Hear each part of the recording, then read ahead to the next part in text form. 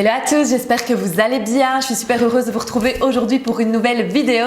Et aujourd'hui, on va parler de complexe, on va parler de ventre. Je sais que c'est une thématique qui revient souvent dans vos questions. J'avais déjà fait une vidéo sur comment s'habiller quand on a du ventre et ici je me suis dit que j'allais réactualiser pour vous faire la version hiver.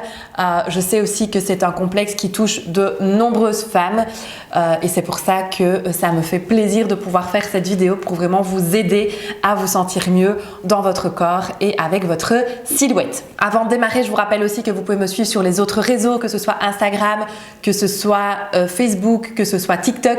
Je suis aussi active sur ces autres réseaux, donc si vous voulez me suivre, c'est avec plaisir.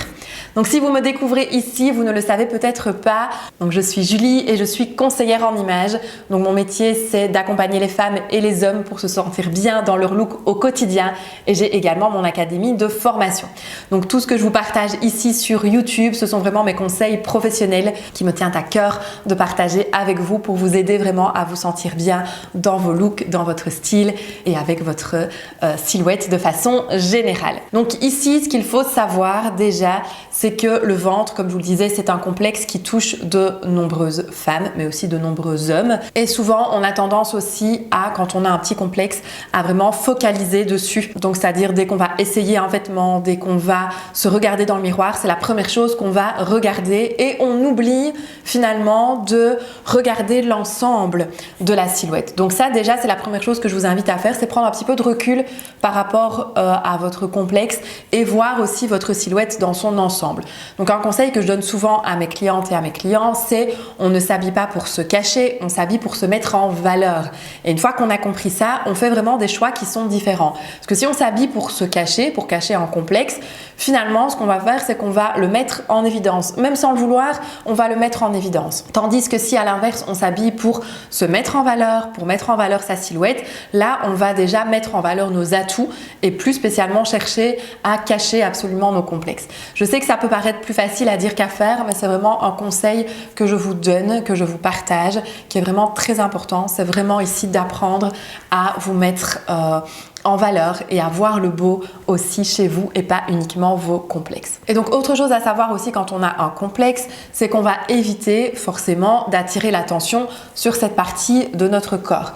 Et donc on va éviter d'attirer l'attention, que ce soit par un motif, que ce soit par une cassure, que ce soit par une ceinture, par une couture, peu importe, on va éviter d'attirer l'attention à cet endroit-là de notre corps. Et donc dans le cas où on a un complexe au niveau du ventre, eh bien on va éviter de créer le focus au niveau du ventre. Donc c'est-à-dire tout ce qui sera ceinture portée au niveau de la taille ou au niveau du ventre, tout ce qui sera ligne horizontale, tout ce qui sera vêtement avec un élastique par exemple ou élastiqué dans le bas, mais ça on va éviter parce que ça va accentuer finalement visuellement ici notre complexe au niveau du ventre. Ce qu'on va plutôt utiliser par contre, c'est des coupes qui sont un petit peu plus droites, voire un petit peu plus fluides aussi. Alors en hiver, forcément, le côté fluide va être un petit peu différent parce que le fluide va parfois être aussi plus froid, entre guillemets, donc on recherche aussi la chaleur, mais on va en tout cas jouer sur la verticalité. Donc la verticalité, par exemple, on va pouvoir la retrouver en portant une veste ou un gilet que l'on va porter ouvert. Et donc ça, déjà visuellement, ça va être beaucoup plus intéressant parce que ça va légèrement camoufler le ventre. Ça va retomber légèrement par-dessus celui-ci et ça ne va pas créer un focus au niveau du ventre. Donc le fait de porter une veste, style veste de blazer par exemple, ou perfecto, ou simplement un gilet que l'on va porter ouvert, eh bien ça va nous permettre de créer justement cette verticalité. On va éviter à l'inverse tout ce qui va couper la silhouette de façon horizontale, trop marqués. Donc par exemple, les motifs horizontaux, ça on va avoir tendance à les éviter.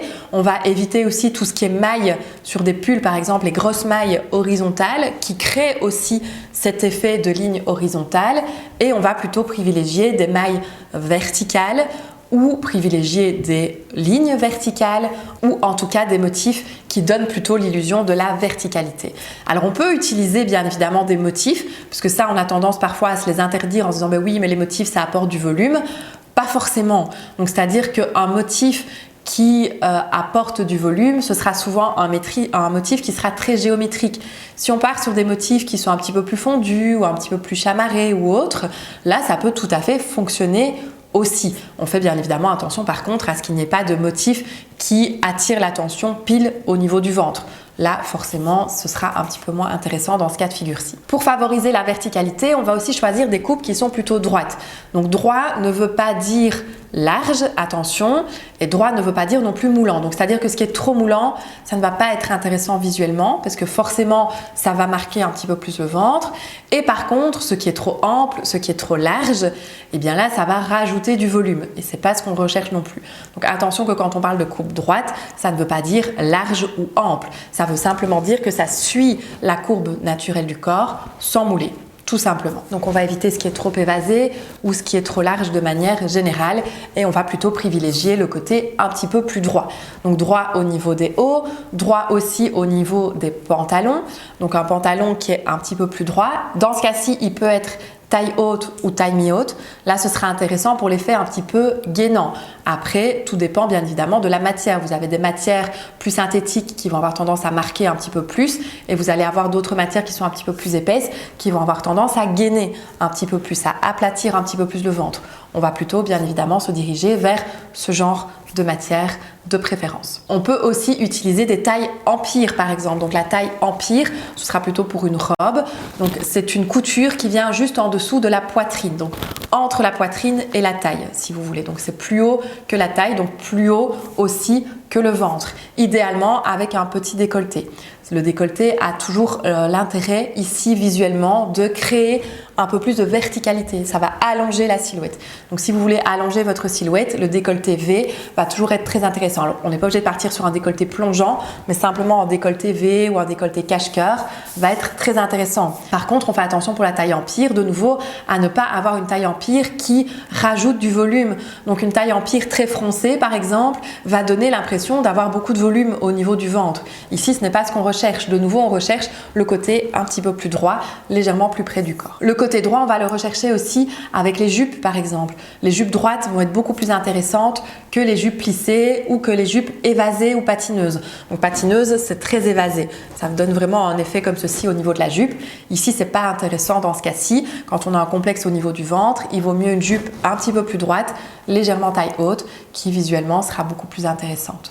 Et enfin, on fait également attention à allonger et à créer la verticalité sur l'ensemble de sa silhouette. Donc par exemple, on va éviter aussi tout ce qui va alourdir la silhouette au niveau du bas et au niveau des pantalons notamment. Donc on va éviter d'avoir un revers de pantalon par exemple qui crée une cassure et qui va tasser un petit peu plus la silhouette. On va éviter d'avoir une paire de bottines qui vient couper la jambe en deux ou on va éviter toute longueur également qui vient couper un petit peu plus la jambe. Donc on va par exemple éviter tout ce qui est longueur midi, donc longueur mi-mollet qui va venir aussi un petit peu plus casser la hauteur de la silhouette et déséquilibrer visuellement les proportions.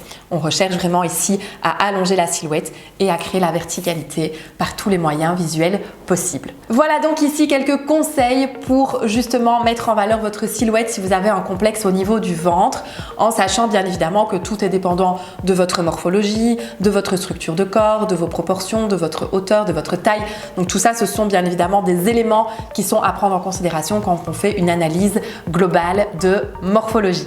J'espère en tout cas que ça vous aura donné des pistes de réflexion, que ça aura pu vous aider. Si vous avez des questions, bien évidemment, j'y réponds toujours avec un tout grand plaisir. Nous, on se retrouve la semaine prochaine pour une nouvelle vidéo et d'ici là, prenez bien soin de vous. Je vous embrasse. Bye bye!